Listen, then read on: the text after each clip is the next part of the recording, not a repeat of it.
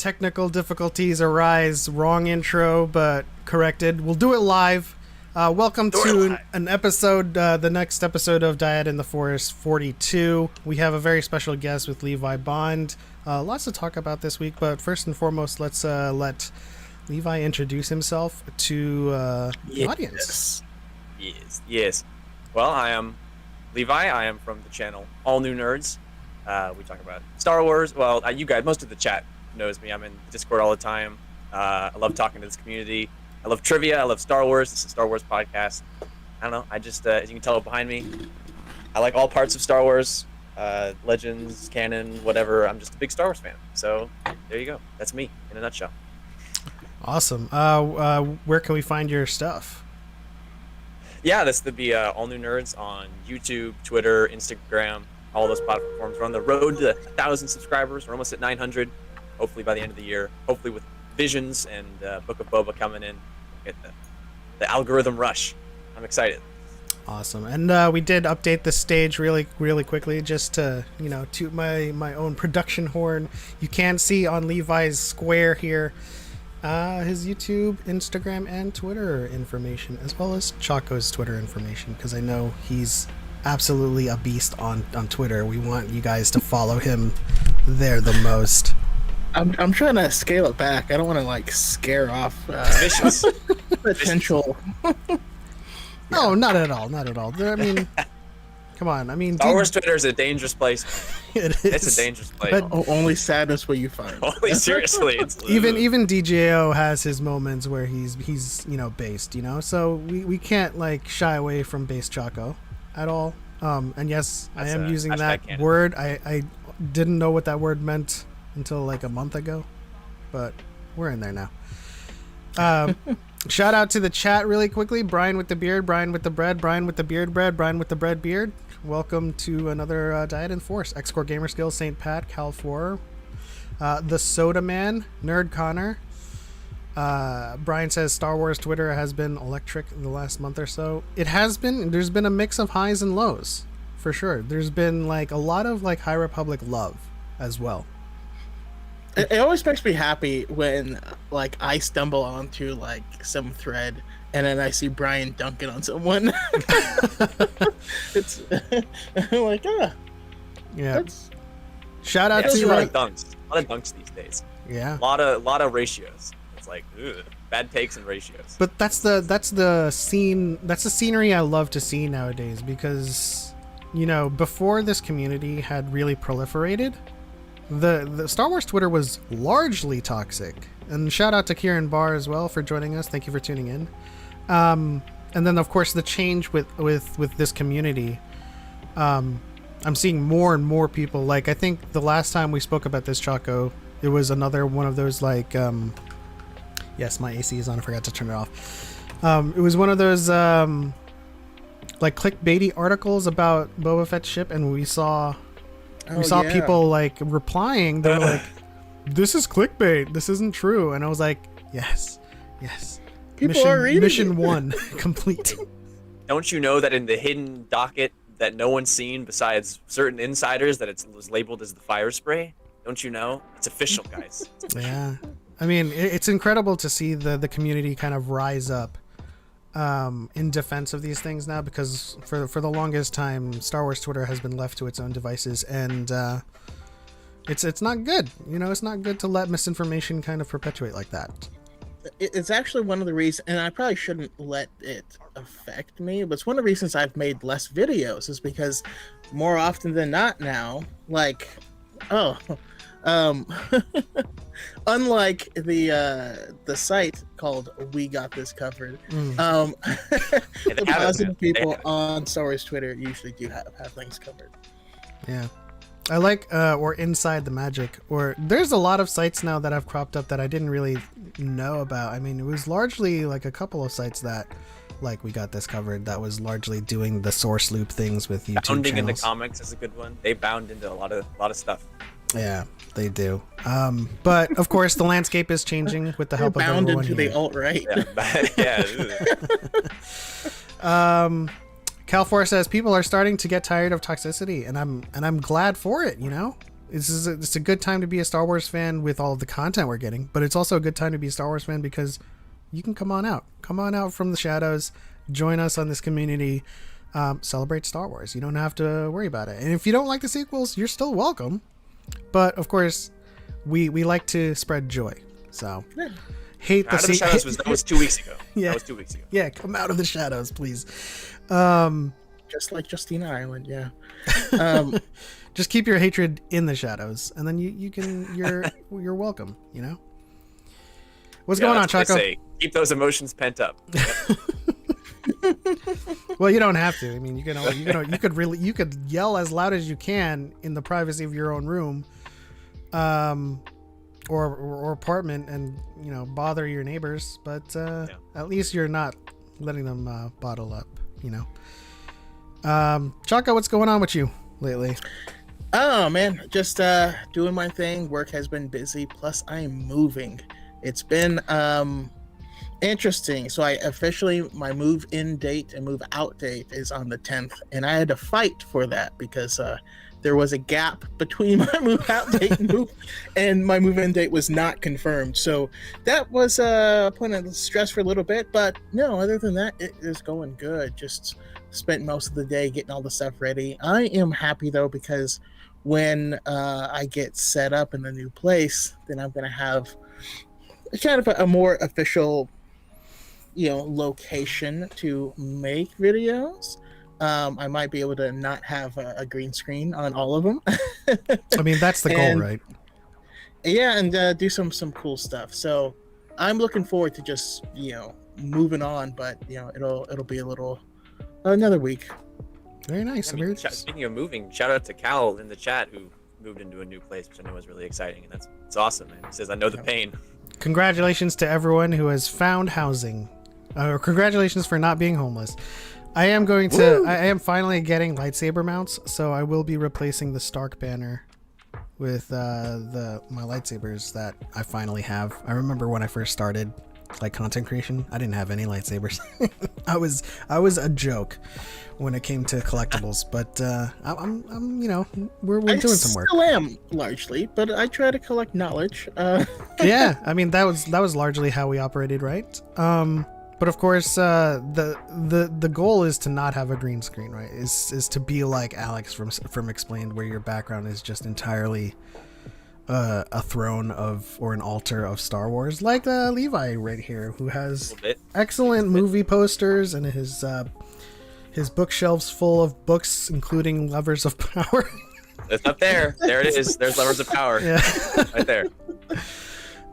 What's up with you, Levi? I've been working a lot as well. It's September 1st, so school's starting for people. People moving in. I work at a grocery store, so stuff gets busy. Gotta go in there, cashier, check people out. But my free time, I've been listening to a little audio drama called Tempest Run. I don't know if you've heard of it, but I've been giving it a listen, and I finished it just earlier today. So very, very nice. We will be talking about that later in the episode. Of course, we're going non-spoiler. Yes, we're not going to be spoiling anything. We're just going to be talking about how it felt for us. But of course, yeah, a small little update for me. I am officially rocking Shalo. Oh, look at that. The Shalo shirt. Shalo shirt. Yeah. And of course, I will show you guys on stream right here where you can get it, of course. Let's go to Star Wars Vision Style website. They just announced this week. All of these shirts, hoodies with with like a Yojimbo Boba Fett hoodie. We've got the Star Waver or the Rock Opera to Tatooine Rhapsody shirt. We have the that's the one I want. This is okay. So a little bit of Japanese lesson for y'all in case you see this popped up everywhere. The first character on this shirt is B, and the second character is Joel. And then this little mini character is just like a representative of that character repeated. So Joel. And then the fourth character is N. And then the last character is Zu. Now, tell me, chat, or Choco or Levi, what does that say? The Jonesu. Yes, you can say it like that. B You can't Jones. say it like that. But what do you think Perhaps. it says in English? Well, if I had to guess, because I think that's from TOB1, I'm just gonna go with TOB. Well, I mean, you you said it though. It's B Jones Visions. Oh, okay. Right. That is the katakana for visions. If you see that, this first character in this shirt that I'm currently wearing in Heather Gray is Su. Second character, Ta. And then this is and then the third hyphen is like a pause. And then the fourth character or the third character after the pause is U. And then the character next to it, Ua. And then the last character again is Su. Choco, you take this one. I don't want to sound more ignorant. Suta Uwazu. Oh well, that's a softball. What do you think? Soda Uazu. Okay, I guess we all know it's Star Wars, right? Yeah, it's Star Wars. Oh, geez, look at Cal. Shout out to Cal with the cap, with the graduation cap. This is an This amazing. is the one I want. This is I the one. love I this. also have this one on the side here. I was kind of like, I was kind of in turmoil as to or conflicted as to whether or not I was going to wear that one or the Shaylo one. But I'm gonna rep Shaylo today. I'm gonna rep Shaylo, loud and proud. Shaylo / Victoria. Oh, that's true. That's true. Shaylo. Right Did here. you see Mason Windu's reaction to the right trailer here. when he screams, "Shayla!" It's so funny. Man, and of course, I mean, I'll say this to the chat right now because I think one of my friends messaged me saying, "Where can I get them?" You can get them on Amazon if you follow the links to the links that are on And this this blog isn't all of post. them either. Yeah, it's all on Amazon, and there are some that are I think Hot Topic exclusive, but these ones that they've posted with links, they are on Amazon, so that's why I got them rather quickly. That one, the Battle Droid one, gives us more insight onto one of the stories. Like I didn't know that. I think we can probably surmise that either it takes place in between episodes 1 or 2 or during the Clone Wars, which is pretty sweet. Scroll down one more. Or are you trying to read it? Sorry. Yeah. This But one? like, yeah, with you see B1 Battle Droids in the center, and like I think this is the one, the marriage, where they that's the sort of Village alluded Bride. like the Village Bride. And you see in the trailer that character in the top stopping a blaster bolt of the guy in the middle and like sending it back into him, which I love. I don't know. I'm much more excited for that short now that I've seen this image than I was before, because this looks sweet, and I think it's a Twi'lek and an Abyssian on the side there, which I love a good Abyssian. The first time I saw like at Anime Expo Light, like the Village Bride teaser, I was like, I didn't know what to think about it, right? But of course, I am more hyped now that I see it with this character. She's obviously not the bride because the bride's down here, right in the bottom corner, and then that's the groom. So I guess she's like a Force user or maybe a Jedi. Who knows? I think she's a Jedi, is what they said. I think the plot is like she shows up and she's like, "What's happening here?" Like there's something else going on, and then she gets involved with this family dispute. Yeah. My understanding was there's something going on, and basically this Jedi has to decide whether or not they should get involved in what's happening. So yeah, I think it could be like a microcosm of the war of should Jedi be involved in war, pick a side, and how that works. I'm excited for Visions. I took that day off of work. We're T-minus like 2 weeks too. It's not that far away, which is pretty interesting. Shout out to Nerd Connor. He's going to college tomorrow. Our voices and our music is chilling me out. Well, we're glad that we can help you. Hipster Cal says, and he said that, not me, so don't get on me. Hipster Cal says, I was excited for the Village Bride at the get-go. Well, you are a what is it called? What about non-hipster Cal? You're a psychic, I guess. You're clairvoyant. There was some, because we all kind of watched the Anime Expo announcement together, and so there were some of these where they just didn't give us any information. You know what I mean? There was no animated preview. There weren't really any pictures from it, or at least the pictures didn't tell us anything. And so there was some that I just wasn't super excited for. The Village Bride was one of them. They just gave us that brief synopsis and then moved on. But yeah, the more I see, the more excited I am for all of these. Yeah. We also got confirmation for Ronin. Since X-Core says it's Ronin for me in the chat. I think the short's the Duel. Yeah, it is the novel based on the Duel, or the Elder, I believe. But the author came out and said that it is not canon. So, Rats. That's all right though. I wanted some hope. Did you know that the twirling crazy? I forget the name of the exact weapon, but you know the spinning Parasol? red parasol. You know that's Lucy Liu. No, That's so awesome. It's Lucy Liu. Awesome. She's voicing that character, and I'm like, that is so rad. And there's like I broke down the trailer at like 0.25 speed, and there's this sweet shot where she like whips off the cloak. It's a super quick shot, and they're like fighting on a log going over a waterfall, and she has these awesome like high heels. I'm like, that's Lucy. And as soon as I saw that, and then it confirmed later that that's Lucy Liu, and I was like, that's so amazing. Is it the voice and the likeness? Oh, one second. Like I gotta shout out this ramen drop by Nerd Connor. 2 pounds of ramen, currency wise, not weight wise. But thank you so much, Nerd Connor, and good luck to you for college tomorrow. Much appreciated. Go on. Oh, I was gonna say, not the likeness, but yeah, Lucy Liu's the voice actor for it. But the thing that has me the most excited though is seeing an adorable little droid with a hat firing off the whistling birds. Oh yeah. That was awesome. Everything that we saw from that trailer was hype plus ultra, and Insane. I cannot wait for it. But that trailer was the equivalent of NOS, Star Wars NOS. It was. They turned the cap and the music started pumping. They just shot it into your veins. And he's like, oh my god, I'm excited now. Let's just hope it doesn't granny shift instead of double clutching like it should. Yeah. Can't have that. So let's go on to our first topic. Our first topic is a rather simple one, which is Levi, how do you feel about winning Trivia Rush, and what was your journey like? I'm expecting this this documentary level of explanations. Yeah, wow.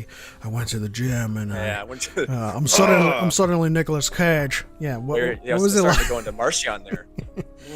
I just had Thanksgiving dinner. That's what Trivia I'm sorry. Rush. I listened to that was the first time, little interlude here. The first time I heard, I'm not an audiobook guy. I think Martian Rowe sounds so goofy. It sounds like to me he just ate like a big meal and he needs to burp. He's like, oh man, that's his charm. At the beginning, I need to go to the bathroom, please. I mean, I think that's his absolute charm. I love it. I love how Mark Thompson does his voice. He sounds like it grew on me. It I'll did, say that. and I'll say I liked it because it reminded me of John Malkovich, the way he delivers lines. Oh. And it just creates this another layer of villainy that kind of transcends what if Martian was like, oh, all of my Tempest runners, follow me. I think the way that Ascar Rowe sounded.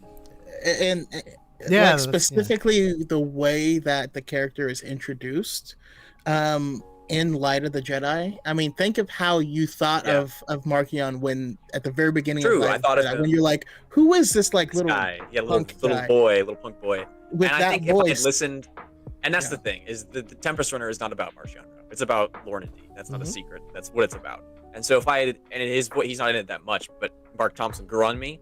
And so I feel like if I listened to one of the novels that way, I'd be fine with it. But just from his brief appearance, I was like, this guy's kind of goofy. And then at the end, I was like, okay, I like it. I get it.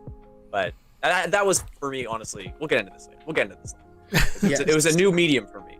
But my journey. since we are going to be avoiding spoilers, there's another question I'll have to ask you offline. So just remind me. But like, I feel like us having known these characters' voices from these other things, there were certain things that we knew before they were revealed. And so I'm curious about certain reveals for Levi. But anyway, I'm saying right now, no, I didn't. Did not know. No idea. But yeah, so I think the biggest part of, the journey was you guys announced that you were doing the qualifiers, and it sounds boring, but I did it, and then I don't know. I think the biggest part of the knowledge for me, we talked a little about this backstage, really has to do with these books on my bottom shelf. Like, I remember I believe it was 2007, when that first encyclopedia with Yoda came in the mail from Amazon. Like, that's what my mom got me, like, when that came out, because I was just those books is what I would read. Like, that's what I would read at night. Like, go to bed, I'd be like, oh, just 30 more minutes, I want to look at these random obscure facts. Yeah. And a lot of that stuff from the reference books hasn't changed all that much over the years. Like, there's been a few tweaks, but I've spent literally over half of my life, the majority of my life, looking at these things, because I don't know. The DK reference books came of, I think it was 97 for the special editions was the first one they did, and then 99 they did one for Phantom Menace and subsequently. And so when I'm coming into Star Wars, these pieces of media they went right along with the movie. Like, the movie would come out and here's the reference book, and that's what I would always get. Like, that's what my mom would get me for Christmas that year. It's like, here's the reference book for Revenge of the Sith, and I'd be like, oh cool, I get to learn more about this movie that I've seen. And so, like, one of your questions was about the administrator of Pow City, like Tion Medin.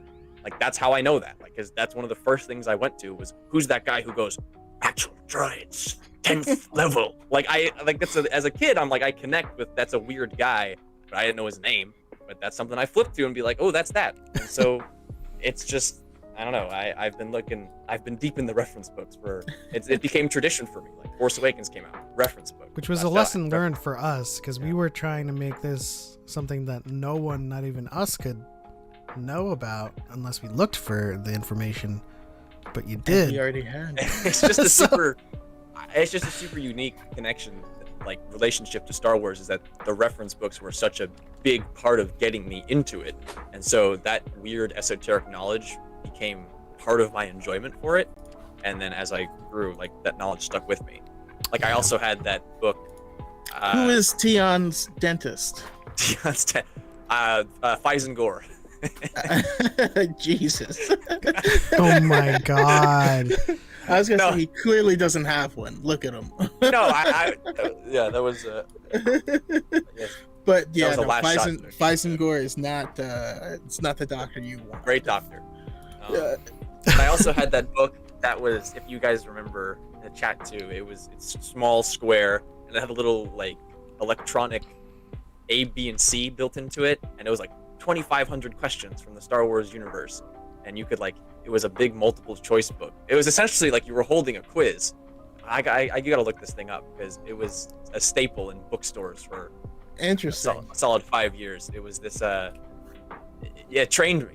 I trained with the droid. I felt like Jin in the hole. I was, like, looking through this stuff. Shout out to Brooke and Dob for joining us. Thank you for tuning in. Brooke says, every time someone donates, you should add Adam Driver's good soup. I actually, now that we have Tempest Runner out, I do want to extract some quotes from Tempest Runner in the voices of, like, Lorna. I'm, like, starting to simp for Lorna D so hard.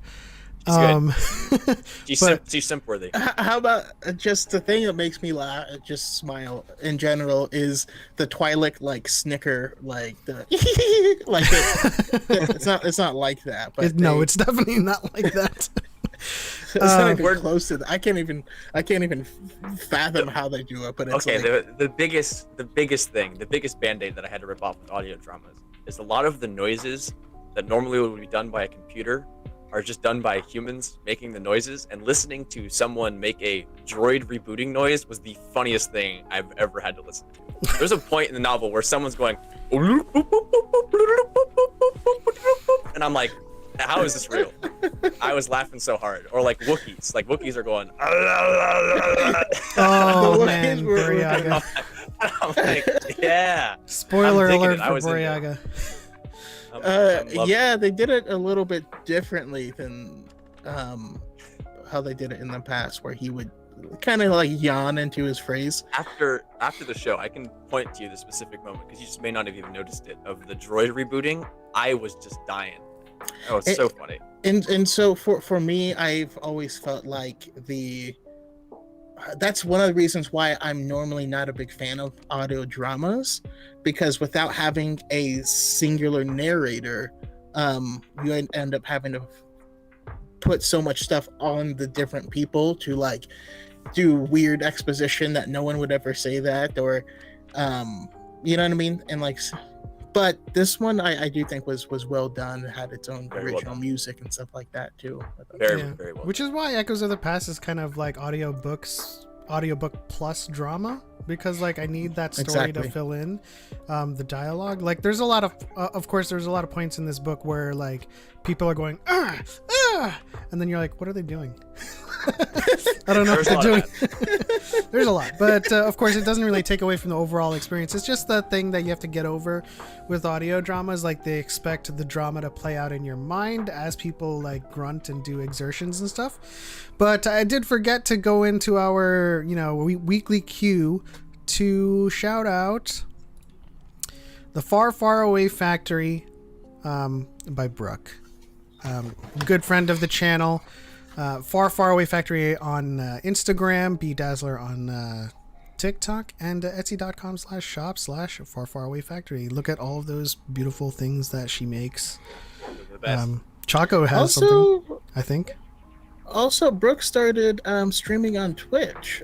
So if you want to watch her play Jedi Fallen Order and cry whenever she sees a gonk droid,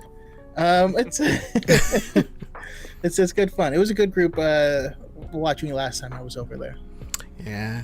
Okay. Yeah, that's something that I gotta follow. I gotta. Shout out to Conspiracy Cantina dropping some love. Yub Nub for life with a. Victory I guess a celebration. bear icon that's supposed to be an Ewok. We appreciate the ramen drop. This is all going into the bank so that we can all have some authentic ramen. You're looking at a comes. Jedi Rocks kid. Or no, I'm sorry. Yeah. Okay, what can I do? I'm a Yub Nub. Nub. I'm Yub Nub. Jedi Rocks and Victory Celebration. It's just what I knew. See, I love both of them, right? I think Victory Celebration fits the overall emotion of that scene, but I mean we're not gonna get into it. I'm just saying. I mean, like, Xanthi from Star Wars Music Minute, they said it best, where one is diegetic and one is, the emotion of the scene. Like they nailed that. yeah, You can sort of hear it blend at the end. Like that's the entire. I just like prefer Yub Nub entirely for the reason because it just fits. They're playing the Stormtrooper helmet percussion. It just fits. It adds to the humor. So I mean, it just makes sense in universe. But I appreciate the Victory Celebration for for how grand it makes the entire emotion and theming of the scene. But let's see, what do we have next on the docket? We have the last call. Do you have something to say, Choco? Oh no! I'm just smiling because now I have I just have a TikTok that I need to make in regards to good soup. So I'm just smiling thinking about it. Yeah. Plus I have another audio I have to make. Man, a lot of stuff. Too much good stuff. I wanna make a Stitch prompt. What's one thing that films today? What's the small detail that films today still get wrong? And Hacking. well, yeah, but I want you to stitch it. But of course, I'm gonna start with how in movies, not all of them, but they still get it wrong nonetheless. The ones that do is when people take road trips and they arrive at the motel and their car is clean. No one takes a road trip and does not have road wear. One in Shang-Chi, I'm just saying, no spoilers here, but those bodies were all on the ground. I looked. I was looking. I was like, there's got to be consistency here. They were on the ground. Gotcha. Just saying. So The thing that comes to my mind, just real quick, and I mean, I will still stitch, but it also has to do with travel. Like, I just hate where someone's like at a restaurant and they're like I'll let you know right about, and then like they're home and you're like now, and you're like there had to have been 30 to 45 minutes in between these two scenes that you just not talk this whole time. Yeah. Like starting a phrase and then finishing it on a scene change, and always the in between things always just make me chuckle because it's weird. There's no way to tell that in a story without losing the energy of whatever created the catalyst. yeah. But like all the logistics of like finding your car and then like, okay, where do you live? Okay, like let me map quest that. All right, let's call it Uber. I don't know. There's like a lot of in between. It makes me laugh. Yeah. Mine sort of is that Shang-Chi one. I just was referencing it, but in movies when there's like a fight and the fight doesn't affect like this anything around them, like people are just going about their day, or like where do those bodies go? Like where do all those henchmen? Like who's like there's got to be like someone called the police, and it's just. Oh, I think I know what you're referring to. Yeah, but we're not gonna spoil anything. Yeah, it's not that much of a spoiler, but yeah, I think all the bodies were on the ground. That's all I'm saying. Well, they were let there. the bodies hit the floor. But they hit the floor. And Dob, I haven't gotten a lightsaber yet. I'm gonna sue these guys. I'm just kidding. Did you get to speak to Master Allen, however, or at least exchange emails? He has not reached out. No. Okay. We'll take care of it. Brooke says, "Why is there always so much breakfast food on the table and they just take a sip of juice and leave?" That pisses me off too. That's so true. It's like, I don't know if it's like my upbringing or culture, but like wasting food always pisses me off in movies. Sorry, I gotta go. And it like grabs a piece of toast and runs out the door, and you're like, You're not satiated with that toast. Ungrateful. No, and also, who cooks that and not asks if the person wants it or is hungry to begin with? I don't know. The whole thing is weird. Yeah. Movies, man. X-Core says, "Who makes that much breakfast? Denny's? You know, Denny's. Solo, the official diners. sponsor of Solo." I have the Millennium Falcon cup from Denny's. Yeah, Right. I had the Lando Millennium Falcon cup, and Yeah, my it's dog Kira. ate it.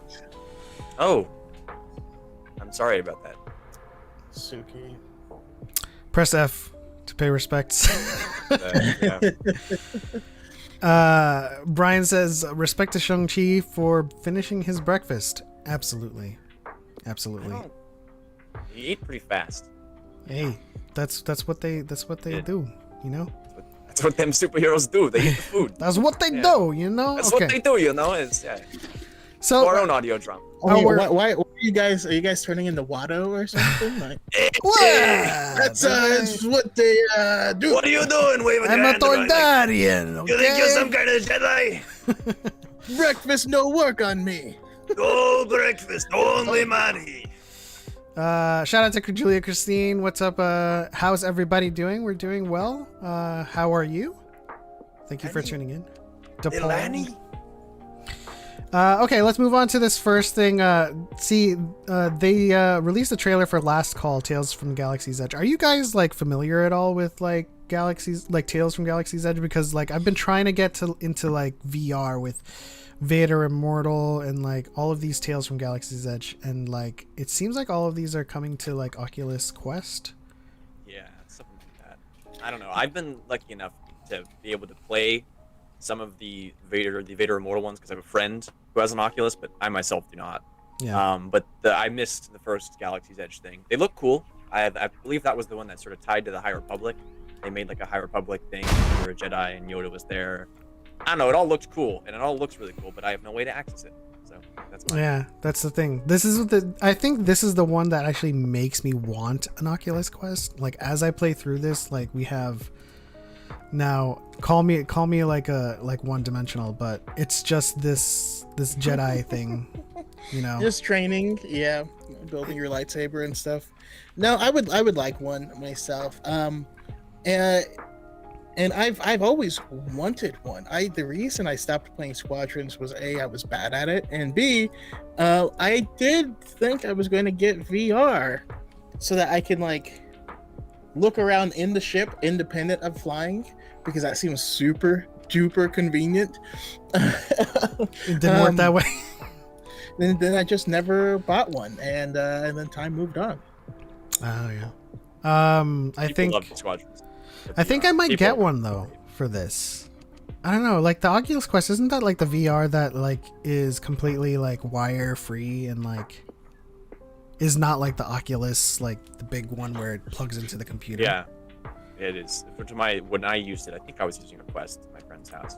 It was just, you're just holding the headset. I believe was wireless, and you just have the controllers. And we were just in a pretty small room, and you could just do it. I mean, if I could do it in this space, then I'm all for it. But like, yeah, like the biggest barrier of entry for me was always the huge ass setup that you needed, and the huge space that you needed to make it like at least good.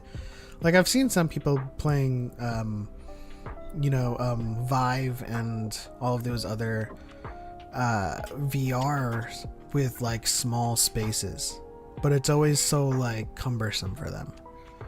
And so I feel like the Oculus Quest might be my first VR kind of set up, and see if it can record me building my lightsaber and failing at training in the Jedi Order.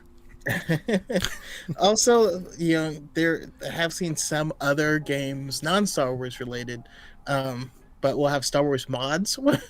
Yeah. What happened to Hunter? Those would be fun. What happened to the Switch Hunter? Star Wars Hunters. I don't know, but something is afoot, because we saw postings from Respawn. Oh yeah, that's true. So Yeah. Fallen Order 2. they're looking for Star Wars people. So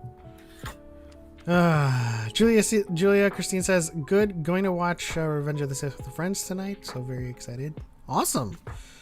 Is that like a private theater screening, or are you guys just hanging out at the house? That'd be awesome.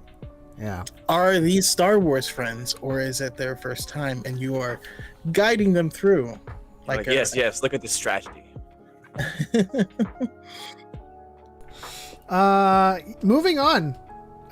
We have this. None of us have VR. Yeah. None of us have VR, but it looks really, really interesting, Credit to and the I might team get at it. ILM, right? Is- At XLab, we're doing a great job. What- Making some cool looking stuff. Is the one story, is that where Yoda is?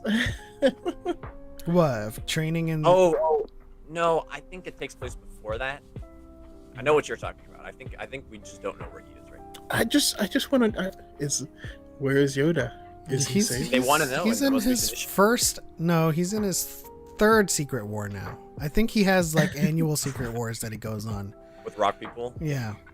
Oh no, no. For his first Secret War was with air people. Second Secret True, War was yeah. with water people. And his third Secret War was with the Earth, Earth tribe. Earth tribe. So it's going to be the Fire Tribe next, Yeah, I think so. I think so. and then the Spirit World. That was. Well, that was his last yeah. one. I feel like that was definitely a secret war he went on. That's Yeah. See, I'm telling you, I'm, this Yoda guy. I'm doing things here with my. Okay, so we have a quiz to take with everyone here. I will put you guys have the link. You have it opened up and ready to go. I'm gonna put the link in the chat. You guys can you guys can do it at your leisure in the chat, but I think us three are going to compete in it. I don't have the quiz like revealed to me, but you guys can see it on the stream. It's just the headline right now. So can you unscramble these Jedi names? And I think we're gonna compete. So do you guys have it open? Do you have it open? And are you ready? There we go. Hands are ready to go. Sure. I don't type fast, but Yeah, neither do I. Now your hands are ready to go. Are you saying you're on the first scramble with the caret, the typing caret inside the text? Yes. yeah. Okay, well, I'll start from here since I'm the host of this game. So I can't really see what the first scramble is, but we'll start in... I think you're going to get it. We'll start in 3, 2, 1. I mean, are we going one by one or? No, we're just see if you can... Oh my god, it how really fast you ramped can- up in difficulty. What the heck? Oh, I'm an idiot. Let's just see how fast it takes you. And see who wins. Why is it back? Oh. It's scrambled, baby. It's a scramble. I won! I got duped. Wait, Oh, wait. stupid me. I am fast at typing. Sorry. Yeah, that's it right there. Spell it? No, that's not how you spell it. Oh man. Wow, I don't know this one. They were all easy except for this one. All right, I think I finished it. I'm on 7. Man, I didn't oh. start on the names, but I finished first. Yay! I'm stuck on 7 right now. You are. What are the letters? Hold on. I don't want to. Give me a second here. Are you stuck, Choco? Oh. No, I just type like super duper slow. Of course, I got Yoda here singing. Word scramble master, you truly are. I'm still going, guys. I'm on the last one. So, What was the one you were stuck on? Anakin Skywalker really got me. I was like, what am I looking at? I was like, what is this atrocious assembly of letters? X-Core Gamer Show's got 10 out of 10. Awesome. Star Wars Tonight, thank you for tuning in. Welcome to the podcast. I'm going to see Shang-Chi tomorrow. I hope you're going to enjoy it. It's going to be amazing for you. Yep, I'm actually gonna see it again for the second time I tonight. need to see it again because I had such a bad theater experience. Tonight. I'm gonna see it. I'm gonna see Oh, it you had a again. bad theater experience. Oh man, go ahead. What happened to you? The fire alarm went off. Okay, partway that's through. worse. And we had to be That's worse. we had to be evacuated from the building. That's worse. That's worse. See, for me, I was like, I bought tickets early. Like, I gotta get on this. I figured if I get a middle seat, no one will sit around me because pandemic and whatnot. I got there and the row was filled. I'm like, I can't sit next to all these people. And I was trying, and I was like, I'm a bit uncomfortable. What actually killed it for me was that, those like pre-show, like the Nuvi ads. This woman was just like cackling at those, and I was like, no, I can't do this. And so I moved back, and I was like, Let I her want to be cackle. safe. I want to be safe, COVID safe. And I was like, I like being alone. And then those seats were taken, and I moved even. So I was in the back corner. But then this guy rolls up with a container of oxygen. Like I'm pretty sure this man was dying. He should have been in the hospital. And just goes, ugh! He sounded like General Grievous the whole movie. Just I was like, what is happening? I was like, Okay, that sounds a little bit more dangerous. But And I was like, Choco's this is- experience is worse. Yeah, Choco's is worse. Well, I don't think this man was sick. I just don't think his lungs worked. And I was like, this is horrific. I feel bad for this guy, and I can't hear the movie. Did you see Shang-Chi with Plo Koon? I did, yes. Yeah. Wow. Yeah, he was there. X-Core says, I'm going to see the last showing of the night. Awesome. Brooke's going again next week. I am going again next week to see it with my brother. He was uncomfortable of seeing it opening night, even though there was only like 20 people in my theater at the time. You can't assuage people's concerns, but No, and it's valid. What I have found is that seeing films specifically in so like I'll see it in a theater that's like slightly more expensive than average, and I'll see it opening day at like 6 p.m. It's always empty. Always. Every single movie Endgame empty. Jeez. And I've been doing that for forever. So not a lot of people, especially in the pandemic, right? Not a lot of people will go to the theaters at a 6 o'clock in a weekday. better than Black Widow, Star Wars: The Night Asked. Personally, I think it was better than Black Widow, but Yes. I also don't think I enjoyed the movie as much as other people. I still really enjoyed it, but I enjoyed Black Widow a lot. You know, Yelena did a lot of heavy lifting in that movie for me. oh, for sure. And I meant Shang-Chi, but yeah. yeah, but like Shang-Chi definitely better than Black Widow. Like we're not gonna say any more because like I feel like I'm gonna accidentally say something. You know, Very different movies. Very different movies. Yes. I did enjoy Shang-Chi a lot more though. It felt to me like Black Widow still played into the Marvel like tropes a lot more, and this one was just like the Marvel formula. And Yeah, it was a movie trap, you know, because we've seen the beginning and end of this character already, and so it was trapped within, you know, a writing bubble. Whereas Shang-Chi gets to go wherever it wants. But it makes me really excited for a lot of the stuff to come, and I'm very excited for Eternals. I think that's going to be really good. Brian says, my theater was completely packed opening night. At least I had a good seat. I mean, having a packed theater is definitely scary. I know when we saw Black Widow, it was more packed than Shang-Chi, but we went on like a Friday night. But this time I saw it by myself Thursday at 6, like Choco said, and barely anybody was there. But we still had a closing ovation, like more so than Black Widow. Everyone was clapping. I guess a lot of people enjoyed it. Yeah. Also, I should say it also very much depends on where you live. I'm someone like me who's in San Diego. Like I'm just surrounded by tons and tons of movie theaters, and so it's really easy to find one that you know will be a really easy place to watch it and not have to worry about too much stuff. But I do know a lot of people who their town only has one. It's gonna be packed. You can't avoid it, you know? Yeah, we have 3 theaters here, one on Main Street and then 2 down here by me. But we're in like Asia Town. We're in like Chinatown basically in where I live, and so there will still be a lot of those Chinese families watching these shows. I mean, the theater I went to typically shows Chinese stuff like the wuxia and the shanshas that people typically don't see. Like it was at like outside on the big screen. It wasn't showing like promos for Shang-Chi. It was showing promos for I forget the actor's name. It was showing a promo for another Chinese movie, but yeah, it's one of those theaters. Brooke says, I can't believe it is the year 2021 and there are still people getting up before the credits are over. Yeah. Right? half the theater left. I can understand after the mid-credit scene, right?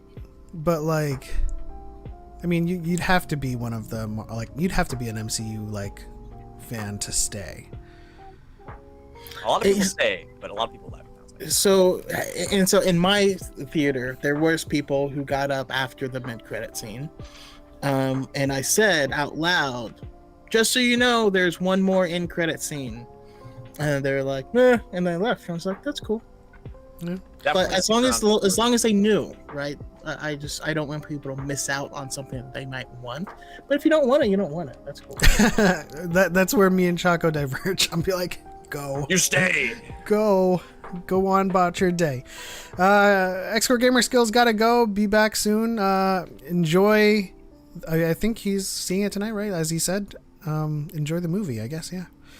Looking forward to the kung fu choreography. You can definitely look forward to it. Yes. There's a whole bunch of disciplines on display. This isn't a spoiler. There's a lot of Wing Chun, Tai Chi, Chinese traditional boxing. There's a lot of mixes in here, and the choreography is insane. It's the same choreographer and action director as what's that one called? Glamorous? Is it called Glamorous? It was with Jackie Chan. Brad Allen is the action director. It's no. I thought it was the Foreigner. Was it? I thought it was the Foreigner guy. No, it was Brad Allen was the action director, and he was also the Jackie Chan's rival for the movie that he did with Shu Qi. where he owned like a garbage company, and then like he had to put his hand on the smiley face, and then that's when he started to get loose in that last fight. And Brad Allen was the one he was fighting. I think it was the Foreigner. I have no idea.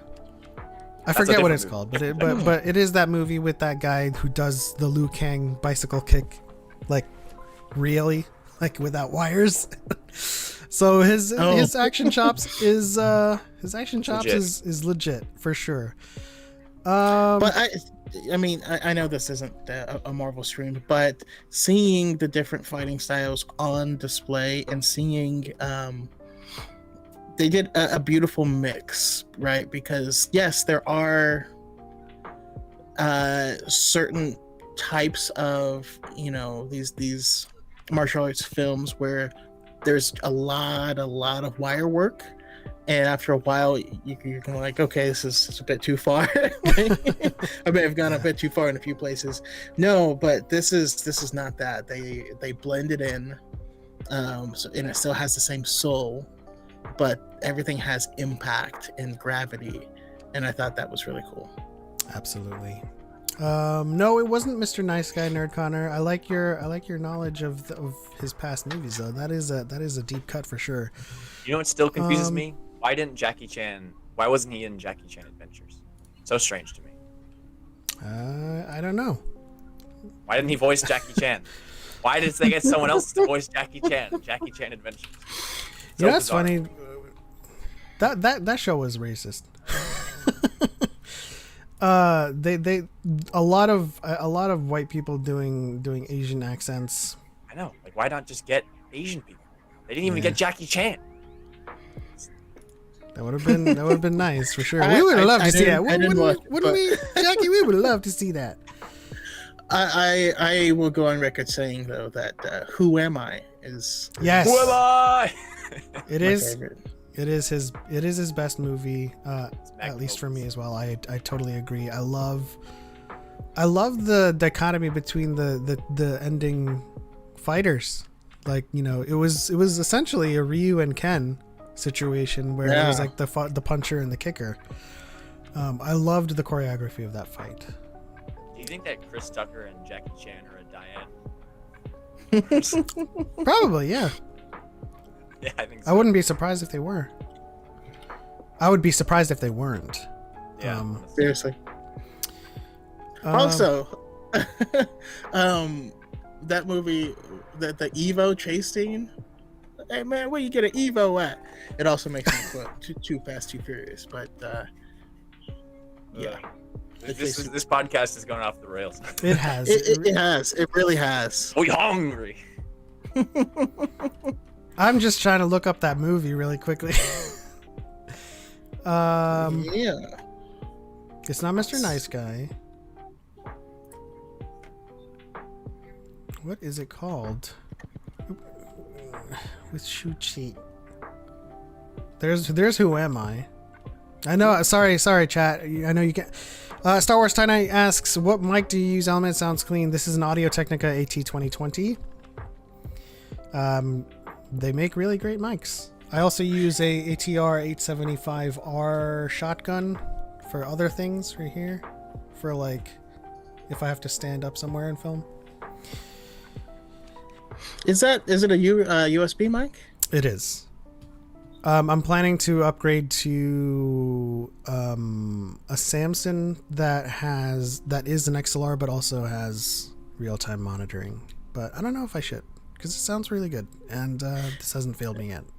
Yeah, that sounds good. It hasn't failed you. I am thinking about maybe doing an upgrade myself, mostly so I can separate. And one of the big reasons I love having a USB mic is the ability to plug my phone into it and use it for my phone. That's just really, really convenient.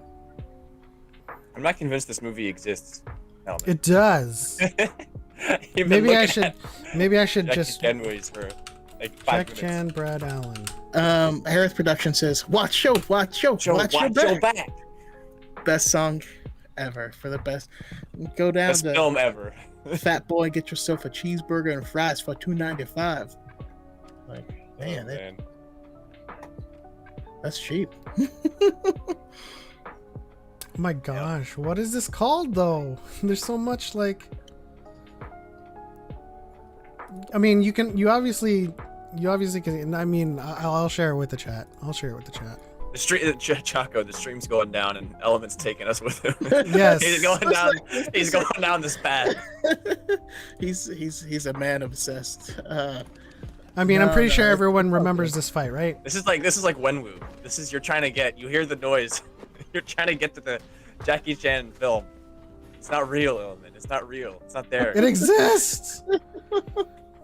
When was Hey, this? we have Jesse in the chat. Mentally ill. Jesse! Lord. How's it going, sir? Thank you. uh, Thank you for always tuning nice to in. have you. Okay, I won't take the chat with me. I'll Yeah, just. yeah. Tune in as we watch Element circle the drain of madness. I will find the name of this movie. It eludes me. I will find you. No, that's okay. Let me see here. What was the next thing we had on the docket though? While you're taking a look, Well, Let's I see. impromptu threw some things in. We have. Well, we can go into the non-spoiler review of Tempest Runner, or we can cover what Levi wanted to cover, which was the Book of Boba Fett. A Boba Fett quote from Robert Rodriguez. Yeah, I thought that was really interesting. I mean, do you want to let everyone in the chat know what the Gorgeous. It was what called the quote Gorgeous. said? Gorgeous. got There we are. All right, Nightmare. Finally over. back on track, people. Back on track. Okay, Gorgeous. Why is it so hard to find? I have no idea. That's funny. It's a pretty, it's a pretty Niche. generic term. If I typed in gorgeous, I probably true, would get gorgeous, yeah. NSFW results. Well, Or So- you would just find a picture of Choco. so Yeah, that's essentially, the context for this story, if we're getting back on track here, is Yes. Robert Rodriguez has continued his chain of strange directing things you wouldn't expect him to direct, and he was working on the Billie Eilish story for Disney Plus. He directed that, sure, and of course they asked him about Star Wars, and he delivered this quote that is right in the center of the screen there, and he is really confident about this show, and that's, if you want to, I don't know if I should read it or you should read it, but it's pretty exciting. Yeah. I can't say anything about it at all right now, but it's coming out in December. Wait until you see what's coming. It's going to blow your mind. That's all I can say. I can talk it up all I want because I know it over-delivers. It way over-delivers. People are going to be so pumped when they see it.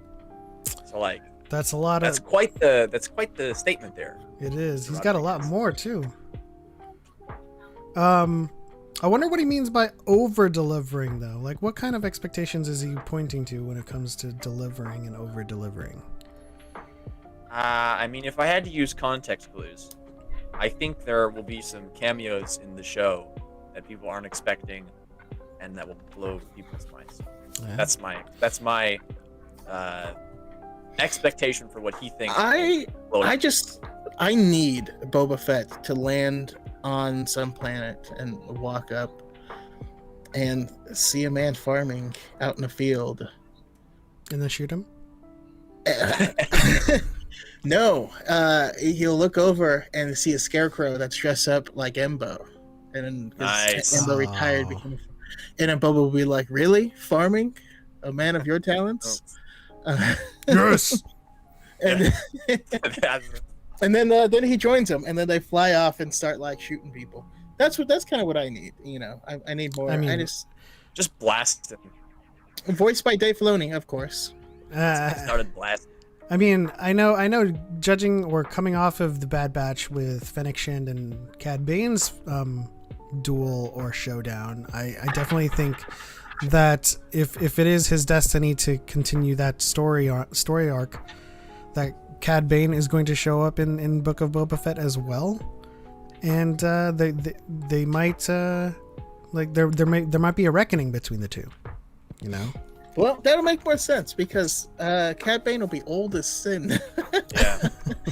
Well, and I That think makes that sense. makes sense because this isn't really so much of a leak or a spoiler, and this is from Star Wars Newsnet. And I don't know if you know those guys, but they're pretty like solid. You know, I follow their Twitter. Yeah.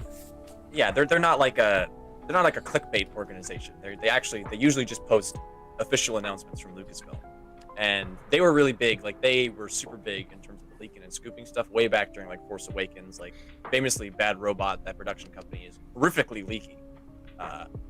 But it's not a specific plot detail. It's essentially they heard that in the show Boba Fett is like in revenge mode, and like he wants revenge on the people who have wronged him in the past. And I was like, well, I feel like Cad Bane would kind of be on that list, and that makes sense. And there's some other people who'd be on that list, like, you know, Luke Skywalker or something like that. Han. And that would be Han. I was like, Han.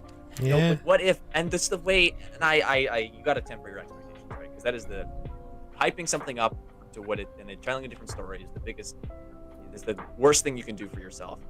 But the way Robert is talking about it, he is so confident in it. And I don't think we've really heard someone, creator of Star Wars, be so confident in their own product.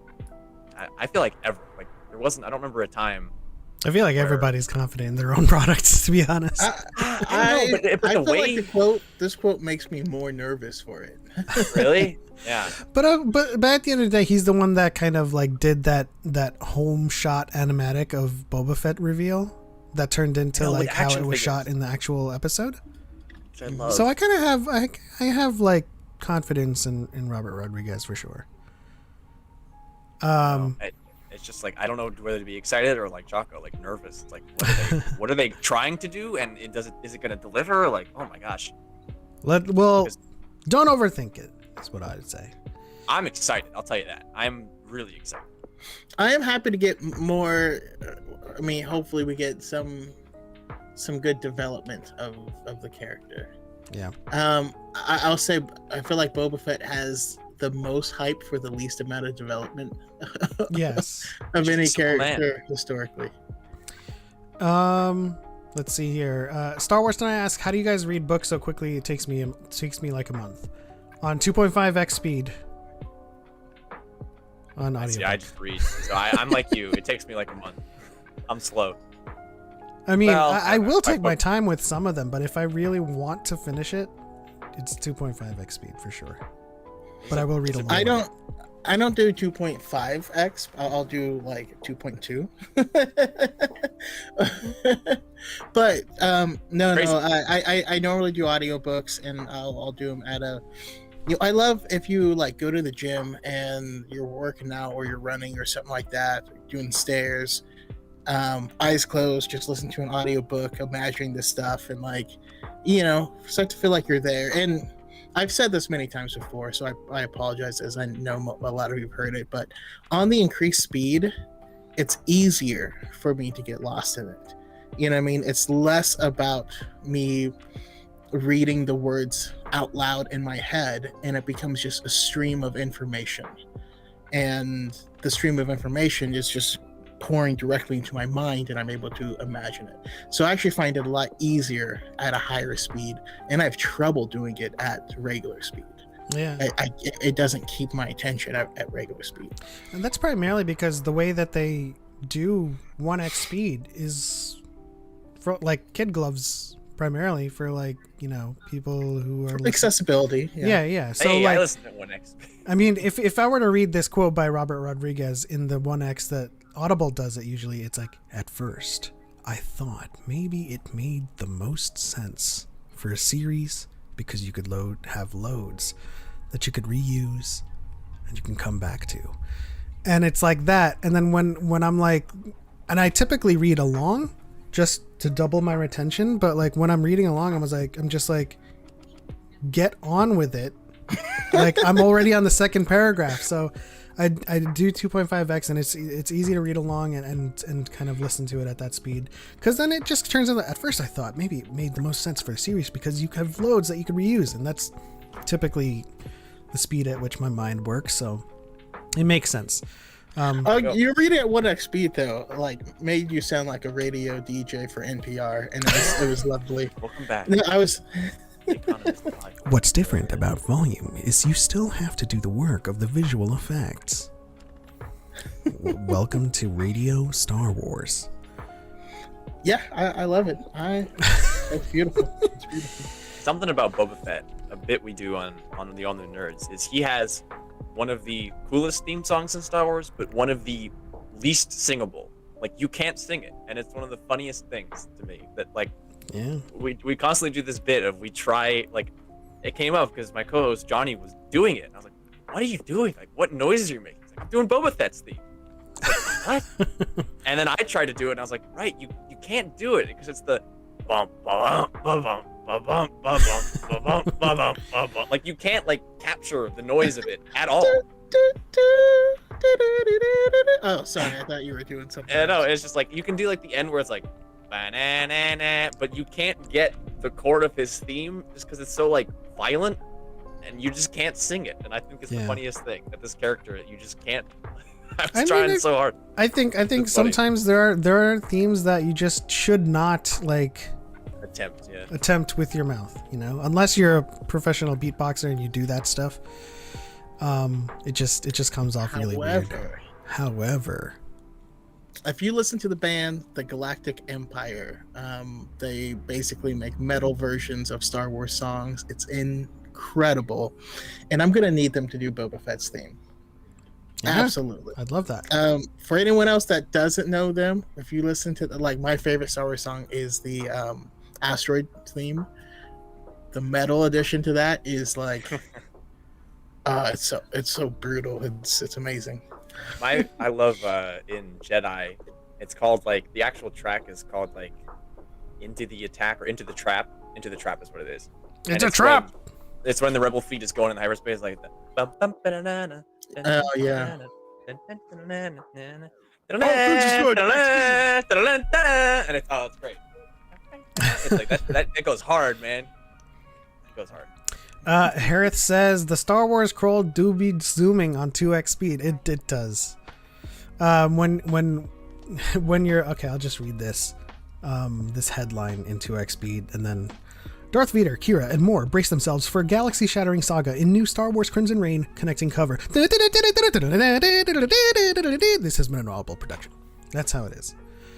Anytime music gets involved, I sometimes will be like, oh, I can't do the music, and I'll slow it down for that section and then speed it back up.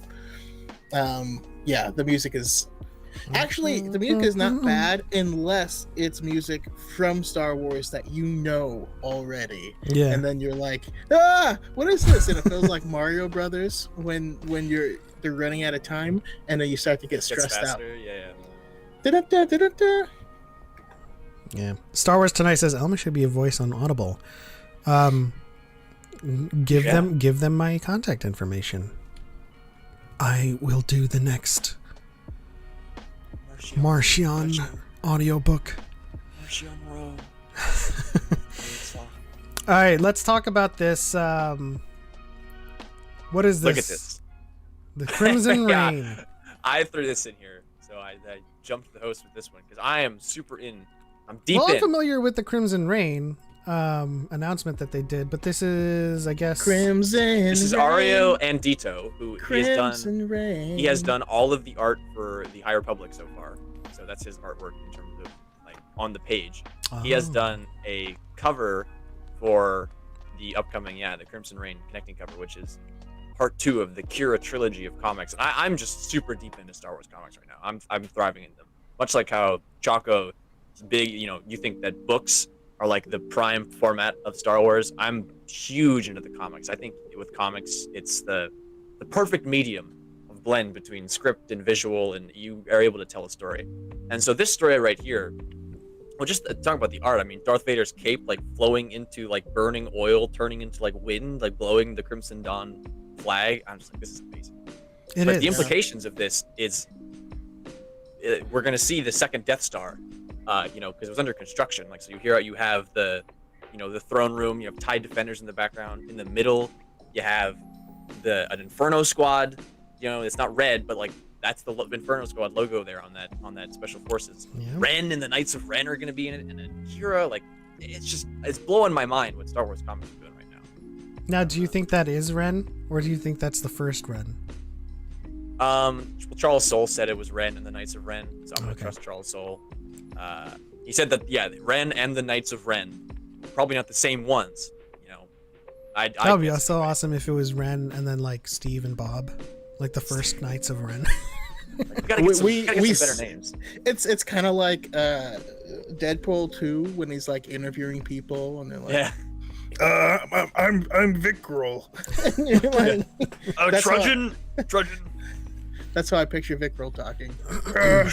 Hello, guys. I feel like it's an Ushar voice right now. Because Vic Grohl's, I'd be like, he has like a scythe. I feel like Vic Grohl's pretty slick when he talks. Ushar is just like, I have a club. So he's like Crosshair.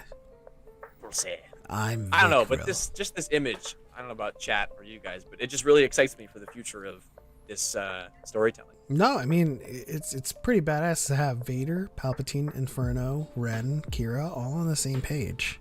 You know, everything is rounding out in terms of the story, because for the longest time, a lot of people are like, "What happened to Kira? What happened after Solo?" Like everybody wants Solo 2, or everybody wants like a show about Kira, but we're finally getting this stuff. And even though I want them to go away from the Skywalker saga, at the very least, what they're doing inside the Skywalker saga is filling out these times that people. Vader versus Kira last week, or last month rather, was so cool because it's the apprentice of Darth Maul and the apprentice of Obi-Wan going like it's this legacy of like these two guys had apprentices, and like they talk about it, like Vader in their fight recognizes the fighting style and is like, I know this, you know, he knows Maul, and I'm like, oh, this is so cool, it's just cool. Yeah, and it I is. don't know, it's all just great.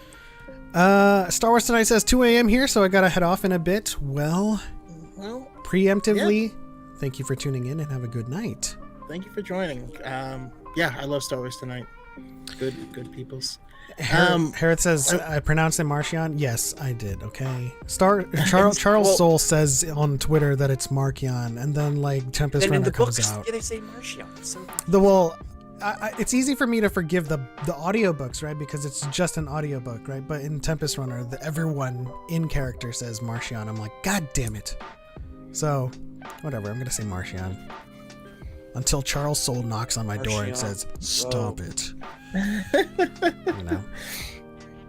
I kind of want to, just kind of coming back to this Crimson Reign, though. While I do want to, like we said, make Star Wars broader and not more narrow, I actually think this is the perfect way to do that, to introduce, we're getting this stuff on these other factions.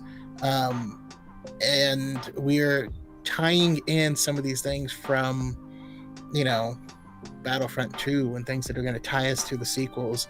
And because this is a largely, like where a lot of these people's stories go, leads to, largely untouched areas of that post Return of the Jedi landscape. So it's just extra cool because this story is taking place in between Empire and Jedi, which had only ever been touched by Shadows of the Empire, and literally nothing else. So for decades of time, Steve Perry, this is like just this empty space, and finally knowing in canon now, in this in this continuity, what is happening during this time, that there's this implication. If you're all spoilers for War of the Bounty Hunters, Kira's part of Kira's plan. It's like the Red Wedding. She has spies and all of these organizations, all the crime organizations, including the Empire, bringing them all to one place to try and take them all out.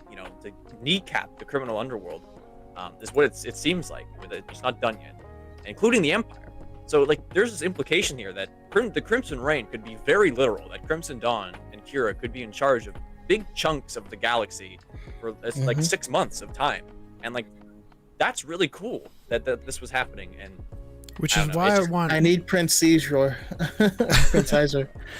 Which is why I want the Bad Batch to kind of like dovetail into and past Solo, so we get to see like before Solo, because at this point now I'm kind of like, fine, it's not one season, we'll make it 4, right? And so the Bad Batch is going to be like as time goes on, before Solo, we'll mix it up with the other syndicates. We'll reintroduce ourselves to Maul and the Shadow Collective, and then go past Solo, where we start to see what Kira's doing with Crimson Dawn, and like maybe start to see the effects of Maul going off being Old Master and like, you know, recusing himself from leading the collective. And then we'll see how Kira, like the jumping off point from that time to now with Kira and Crimson Dawn being the major player, or at least the most prominent player in the underworld. So it's interesting to see where the Bad Batch takes it. Harith is saying, I'm sorry, I'm gonna shift gears again here, that they pronounced it Marchion in Out of the Shadows audiobook. So did they put out the press release, everyone were saying Marchion, and then they granny shifted back into Marchion? Like, what? A lot of the audiobooks basically, all of the like 90% of the audio formatted media says Marchion. And then Out of the Shadows was like, no, we're saying Marchion. And then Well, and also, but I've seen in the interviews for like a Comic-Con at home, Charles Soule only said Marchion the entire time. Ultimately, I think it's really fun. And then he tweeted it. Yeah, then he tweeted it with like the spelling of the pronunciation. I was like, okay. And then Brooke's I like, I knew I was on the right side. Okay, Brooke. Okay, it's Martian. I think it's super fun because it shows that this era has enough weight to it that we can have a Han situation, or if you watch like the beginning of the documentary for episode 1, George Lucas is saying Gungan and Coruscant, and no one says that. But it's fun that we have these, like, the High Republic is important enough where we have these distinctions. No, People are like, Princess Leia. Yeah, Leia, like it's a classic Star Wars thing to, like, how do you say the name? And the truth is, it doesn't really matter because it's about what these characters mean and their actions. And I think that's super fun that the High Republic is at this point where, and I think it's broader for my general feelings on the High Republic. I've been writing reviews for the comics on AllNewNerds Marauders. You can go check that out. But now that, and I don't think this is really a spoiler because it's been done for a while, but now that like the Drengir are out of the way, it really feels like this era is moving forward. Like we have time jumps now. Like the most recent High Republic Adventures issue, our characters are aged up. Like we're really moving here. Like the gears are turning on this thing. Now I don't know if they're aged up, or if that's just a product of the new artist, because in the opening crawl of the new arc, it's only been a couple of months. They got different outfits. It's been a couple months, but remember, like High Republic Adventures, these are teenagers, so aging up in a few months is a thing. Like if you look at Crix, he is that age where it is the different artist though. I'm sure he is, because Tallbow still did the cover art, and they still look like they did, but then on the inside. Well, we know for sure that it's been at least a year and a half since the beginning of the run, so they've definitely grown at least a little bit, because it started during the emergence of this, and it's been a while. But that's my point, though, is it just really feels like we're part of this thing that's moving. It has not once, like we were almost at that point where I was like, is this gonna get stagnant? Like we're dealing with the same thing over and over again? But it's not. Like it is moving forward, and I couldn't be more excited to see. Oh. Yeah. Like what's coming and stuff. Especially if you read Out of the Shadows, then you know that certain things change that you thought was going to be a fundamental staple, and more factions were introduced, and so things are really changing, and I can't wait for the third wave. Can't wait for Fallen Star. At no point did I think that the Nile or the Drengir were going to be like this, like perpetual antagonist throughout the entire High Republic initiative. I know for sure that they're going to at some point overthrow Marchion, and I think Lorna is going to become even more of like a important like antagonist for them. Well, they've captured the Great Progenitor, but like you said, it just means that the story can move forward and pursue different things in this era that, for all intents and purposes, just has antagonists and villains in the background but stories that they write, like the Fallen Star and the Wave 3 that's coming out it's going to be an awesome time for the High Republic in terms of Great the story. time. And furthermore, about like the Drengir and stuff, and I refuse. I'm not going to talk about any sort of hints of spoilers or anything. I'm only talking about stuff that's already happened. But I'm not sure if you guys are familiar with this, but a while back there was a Disney Plus show called, it's not Behind the Magic, because that's the one for the rides, but they were essentially covering different aspects of the Disney like brand. And one of them, this is on Disney Plus, it's still on there, was for the High Republic. And in that like little short they did for like, oh, you know, here are the authors, they had a board with like the first chunk of the timeline plotted out for the High Republic with some big spoilers on it. And all I will say is because it's done now, but like they made the point, like the authors made the point that Drengir is just red herring rearranged. And I was like, nice. I was like, and then once they made that point, I was like, so are we like, because I didn't want to spoil too much of it for me, but I saw that, I was like, well, Drengir are red herring. And then now, you know, in the Out of the Shadows, or rather the Tempest Runner, like the opening crawl is that the Nile seeded the Drengir throughout the galaxy as a distraction for Valo. Like that's really coming into focus, is that it was all a big ruse. And I'm like, man, where are we going with this story? It's intense. Like it's just so exciting to have this feeling of unknown. Yeah, I mean, it also goes into Tempest Runner too, which we should probably cover since we're running out of time. But like, if you listen to Tempest Runner, you'll know that it's rapidly shifting the paradigm in which we left the Rising Storm, right? You think the landscape of politics and the Jedi and the Republic is one way after Rising Storm, or even after Out of the Shadows, but then like after Tempest Runner, things have changed. And we're not going to spoil anything, don't worry guys. And that's primarily what I loved about Tempest Runner, aside from like the full cast of characters, the voices.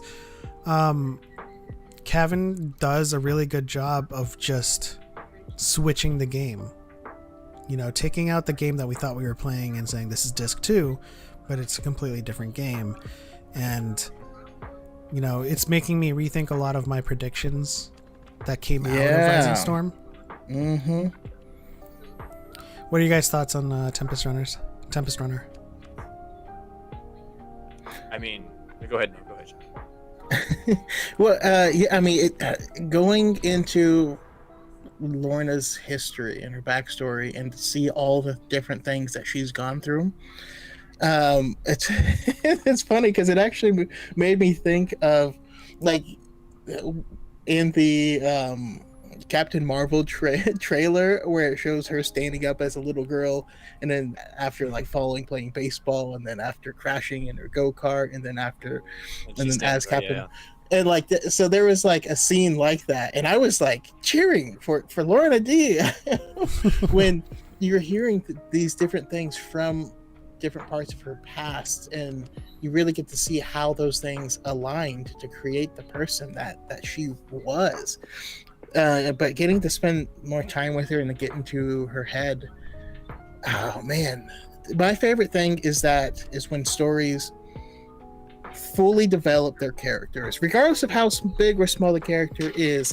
That person has a history, they grew up somewhere with friends, with love interest and all this stuff, and all of those shaped who they are. Like no one is just a facade of a character, and I really appreciated the depth that we really got in this book.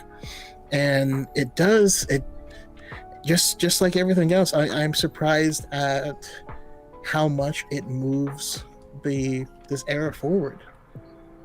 Absolutely.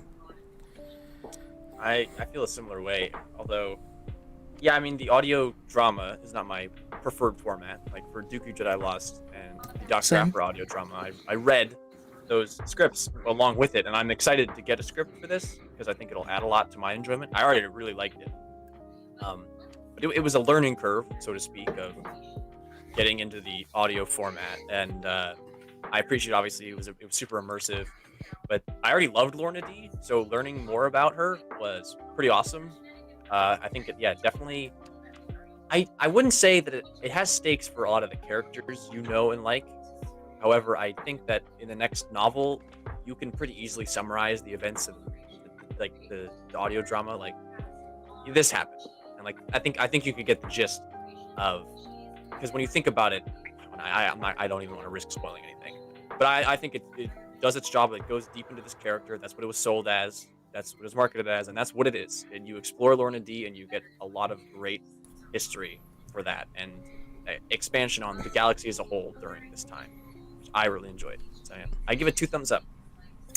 And one thing it really does make me excited for is the Marchand Row big comic that we're gonna be getting at the end of the year. To see how well fleshed out this is, like, I can't wait, because that is a really complicated character.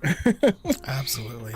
One thing that Tempest Runner did in fact do was sold me on Lorna D.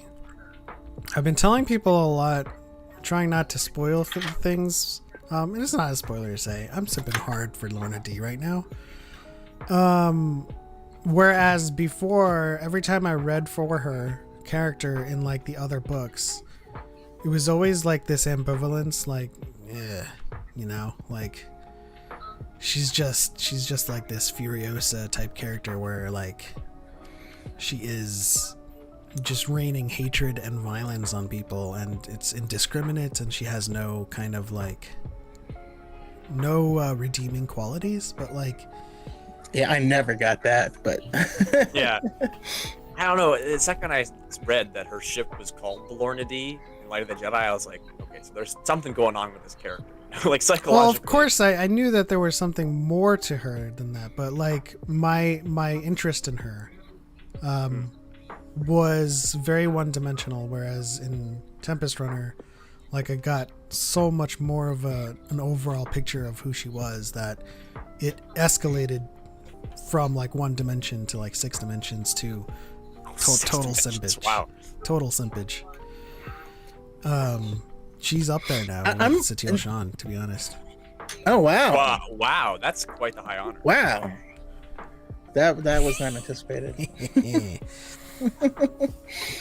Yeah, not quite that for me, but I've always been interested in her because of how the character was very first characterized. Of, you know, all the other Tempest Runners were, yeah, you know, like extravagant. Out there. Pan was really extravagant and wanted to have like nice stuff, and then the others were like just awesome, violent. But she was always quiet, held her cards close to her vest, was focused on the cunning aspect. But could throw hands with the best of them, you know, even if you're a Jedi that's made out of a puddle of goo, she'd still throw hands with you. And like, that was the interesting part of the character, is the Nihil were kind of sold to us as these mindless marauders, but you have one person in the middle that clearly thinks and uses subterfuge. I always found that intriguing, and this goes very deep into the mindset and past that created it. Yeah. I've also never seen a story constructed around a single letter, and I'm confident that Kevin Scott opened the dictionary and went, here are all the cool words that start with R, and then constructed it around those words. I think that's the funniest thing, that all the chapters of all the parts of the book are just different words that start with R, and each word is like the theme of the part. And I think that's super interesting and fun. Redemption. Like, I honestly think the way that he plotted it was like, here are general themes, and they're very clear and obvious, and then weaving through a story that's complicated and interesting through just those general themes that are all revolve around just this one, you know, general themes. General themes, yeah. Nice to meet you. So start. I'm general concepts. Cool. Yeah, general concepts. I will say my favorable outlook on Lorna did start with Rising Storm, with the whole like the needle and Panada stuff. I think it was like on an upward trajectory from there, and Tempest Runner kind of just rounded it out and kind of propelled her. For me, it was the end of Light of the Jedi with the family and the lightsaber with Marcion and her reactions to that, because she's like in that scene of she's sort of the sounding board for the reader. Like your Kevin is, or rather it's Charles, bouncing off her emotions with what she's seeing of Marcion doing to, forget the family's name, but like, that Blythe? guy that he took. Blythe, yeah. or Blythe? I think it's Blythe. And that's when I first was like, okay, I like her. You know, she is like, this is messed up. I'm stunned by this. Like, I need to get out of this, and there needs to be. She has her own motivations in that moment, and she expresses them. Yeah. If you guys have not listened to Tempest Runner yet, please do. It is it's a pretty short listen, simply because it's a full production script like performance. 6 hours. Normally At regular speed. Yeah. 6 hours for me. But you could definitely get through it in a night, as Choco did. Really? Yeah, he did. Sped up. Yeah. I got through it. Well, I got through it in 4 hours, but I had to do other things, so I interrupted myself, which is out of character for me. But you know, life happens. Kept the doctor away. I listened to about a part a day, starting on Tuesday, and finished it. Yeah. So we're out of time. We're gonna go into our Q&A, which we only have one question for. And I understand, because it's opening weekend for Shang-Chi and everyone's out seeing that movie. So I completely accept. That's the way to go. That's what you should do. Yeah, and if you're still here and we're about to wrap up, personally. then you should go see it as soon as we end here. If you don't have plans to see it, but our I guess our question for the episode, barring any other questions that arise as we're answering this, is: with High Republic approaching Wave 3 of Phase 1, would you want to see the High Republic move into animation for Phase 2? And my quick answer is yes. Yeah, the quick answer is absolutely. Please give us more. I think you tweeted about this, Pep. Yeah. Is that hearing it made you want the live action so much more, because we're like, as we explore all the different mediums except for live action, you're like, we're so close to getting the full picture of the High Republic. We're clawing our way to seeing it. So yeah, absolutely, I would love to see. I mean, I would always love animation for it, but I will say I'm a little apprehensive to jump in because it's been getting so good that I mean, yes, I want animation, but like, if we are able to introduce more characters and stuff, and then we get them animated, that might be even better. Yeah. Although I will say, if I could choose, or not if I could choose, but what I think they should animate more than anything is High Republic Adventures. I do. Yes, I agree with that 100%. I can just see that being, an animated show on Disney Plus. Just like a lot of us grew up watching the Clone Wars, or Rebels. That it's the logical next step in that story, to watch these young Jedi like come into their own and see through the eyes of Zine and Crix. Which I do want to like touch on a little bit before we wrap things up. Like, I do want to see an animated Sav Malgan. I do want to see. I mean, I'm like, I'm thinking about Zine. Kyozo Patar. I'm thinking about Zine learning from Maz, because she's not a Jedi, and Zine's not a Jedi either, but they're both Force sensitive. And I would love the dynamic of seeing a master and apprentice role in which it's not within the structure of the Jedi Order or the Sith Order, and it's just two Force sensitives, and she's just like, I know the Force, let me show you how it's done, and I'm not going to teach you like mind tricks or Force pushes, I'm going to teach you how to like make eggs or something, Or like a bender. Hey, could you imagine like whisking eggs like in the air? That'd be pretty cool. I really do, because we know Maz Kanata was a pirate queen for a while. I think the percentage of Maz in the High Republic is about to go up. Yeah, I think it's already at 99% right now. Yeah, I think it. But like, I want to see. I would love to see Zine in that situation. Like, just like you said, to watch a Force user outside of the orders, Sith or Jedi, and have her just running around dual wielding her pistols and just like being a savage across the galaxy. I don't know. Here's a question. Oh, go ahead. Well, really quickly, we see Maz in like Forces of Destiny, or like in the short amount of time we see her in The Rise of Skywalker, where she's like fighting. How does a force sensitive fight that doesn't have a lightsaber, it's not like restricted by any kind of specific school of thought, like Zine going in dual wielding DC-17s. Shout out to our Dyad question. Dual wielding DC-17s, and then she's like, she throws them up in the air, goes force push, and then catches them. Oh my gosh, now I want a game. But it does kind of point me to like Choco's game like pitch, where you're kind of like choosing your combat school, and then you're also choosing your like discipline for like, or your class when you're dropped into this like really very open world. Like, could you be just like a blaster wielding force sensitive that's not a Jedi, not a Sith? It's just, you can use the Force, but you'd rather tote some guns. This is something that's pretty disconnected. But if I remember correctly, and it's been teased, in Light of the Jedi, isn't like one of the Chancellor's aides, or it's either him or her or the count or this senator from Sereno, but like has a direct line of communication with Marchion Ro. Like, that's a plot point in the novel. Yes, he has a spy, and like we haven't really picked up on that in a while. And like there are these hints and Out of the Shadows that like there's Nihil confidants inside the Republic. Mm-hmm. I don't know where that's going, or where, like, what that could lead to. Is we just know it's there. The larger question about this, in terms of dark side machinations and whatnot, is: do you think by the end of the High Republic, however many years this takes, that we see Sith in any capacity? Yes. Like 1,000%.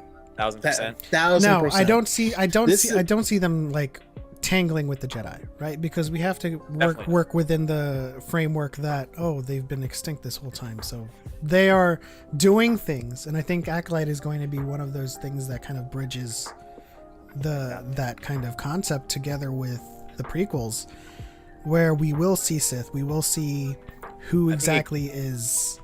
I think a great running location the shadows in the Acolyte would be the remains of Starlight Beacon, like a wreckage of the beacon, because even if it's destroyed, if it survives, either way, I think by the time of that prequel era, it'll probably be abandoned. And Leslie Headland has talked about how the show is like a globe-trotting adventure where she plotted the points, across the Outer Rim in the Star Wars Atlas. Like, how cool would that be if they just went on in an episode, like they'd have to stop at the abandoned Starlight Beacon. It's just this thing that represents the era, and like, this is the end of the High Republic, is the Acolyte. Like, it would just be super cool. It'd be so cool. I think the Fallen Star is the Starlight Beacon being well, destroyed. yeah, I think so. But like, I've been saying that since day one.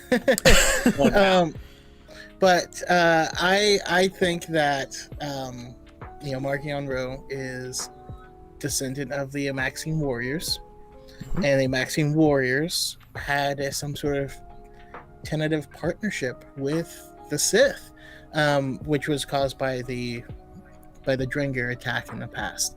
And so I think that's where a lot of his information on the Jedi comes from.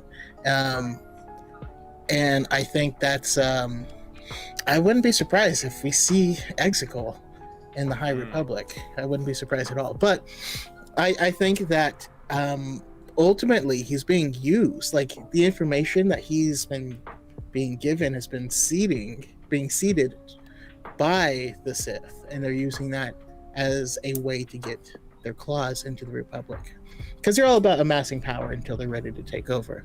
So I actually think all of it is a red herring, in that these are all parts of the Sith trying to create conflict and things like that.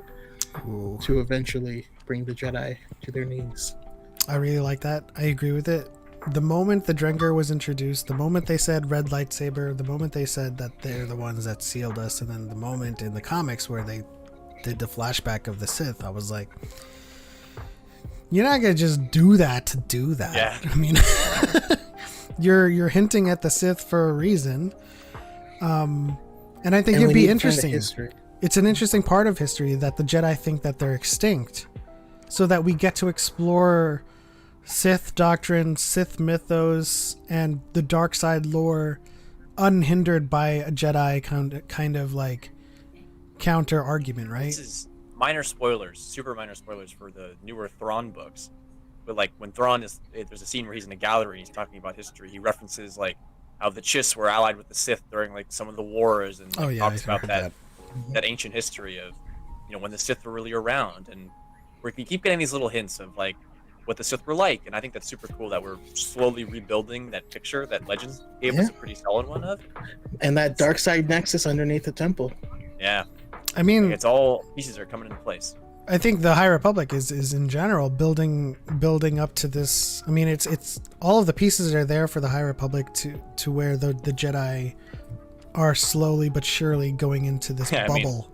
That it builds to Revenge of the Sith. That's what it builds to. Yeah, like, but it builds to the Jedi Order's slow progression into a bubble or an echo chamber where they aren't aware of the larger galaxy. They're more concerned now with Lina So's projects and becoming more and more involved with the Republic. And this is a great opportunity. It's a great opportunity for the Sith to just start doing things on their own, unhindered and unbothered, and away from the watchful eye of the Jedi, because the Jedi aren't looking their way. You know, they're very blind to that, which is an interesting kind of premise for Acolyte. Okay. Are we all set? I think we're out of time. Thank you so much to everybody that joined us on today's episode of Dyad in the Force. Levi, do you have any last thoughts? Final thoughts? I mean, it was a slow one today. You know, not a lot of news this week, but that's okay. My first time on Dyad proper. It was a good time. I appreciate you bringing me on. Thanks to the chat. Thanks to you guys, and that's pretty much it. Check out the check out All New Nerd for sure. Do you have an Obi-Wan already? You're gonna need to develop them lightsaber skills. I'm gonna need to develop the lightsaber skills. I don't. Yeah, I need to develop. Do not have one. I'm gonna need that recorded. As soon it'll probably be live for our 1,000 subscribers special. I'll swing something. I'll hurt myself. We'll need that video as soon as Tualeki possible. Yeah. So let's give a shout out to our channel members, Squadron 7. We appreciate your support. You allow me to bring you this Dyad in the Force every week. We have St. Pat in the X-Wing. The TIE Fighter Squadron has recently emptied. A lot of people are changing up their selections. Bale, Harith, and DePaul still holding down the Super Star Destroyer fleet. They're just off somewhere in deep space chilling. In the regions, yeah. Gray has opted to transfer from being a reserve pilot to the U-Wing with Nerd Connor. TIE Interceptor is still being held down by Levi alone, which is the best ship. Yeah. I love it. Masa in the Y-Wing, X-Core Gamer Skills in the A-Wing, Cal and Car2D2 in the Ghost, Brian in Boba Fett Starship or the Fire Spray, Darth Choco and Arya L in the Jedi Vector, with Johnsky, Julia, and Sanatos in the reserves. With a TIE Fighter, but with points. Star Wars Scholar, Mentally Ill Sith Lord in the TIE Defender fleet, Podwans Podcast in the Jedi Starfighter 2, Star Wars Lawyer and Lady Luck, and Mabe in the Razor Crest. Thank you guys so much for your support. It is highly appreciated. Choco, do you have any final thoughts as well? What's coming up on High Ground for you? High Ground, we have we got some interesting things coming up soon. We have an episode on just going into Star Wars villains. We also have one that's going to be talking about the stuff going on in Galaxy's Edge, because we have a lot of people that are always going through there. So I'm excited. So jealous. Yeah, I'm excited to talk to people and stuff. It's always a great time. So yeah, always come check us out Wednesdays at 5 p.m. Pacific time. Awesome. I will also be on Too Black Too Nerdy talking about Shang-Chi on Monday as well. Awesome. I'm going to try to get Choco in there as well, because he is in fact too black and also too nerdy. So That's true. I'm just there to represent the Asian community, but he's definitely par for the course in terms of the theme of that show. Thank you guys so much for tuning in. X-Core Gamer Skills, Harith, Star Wars Tonight, Mentally Ill Sith Lord, Brooke, everybody in the chat. That is the end. On to the next one. For light and for life. We are all the Republic. And may the Force be with you always.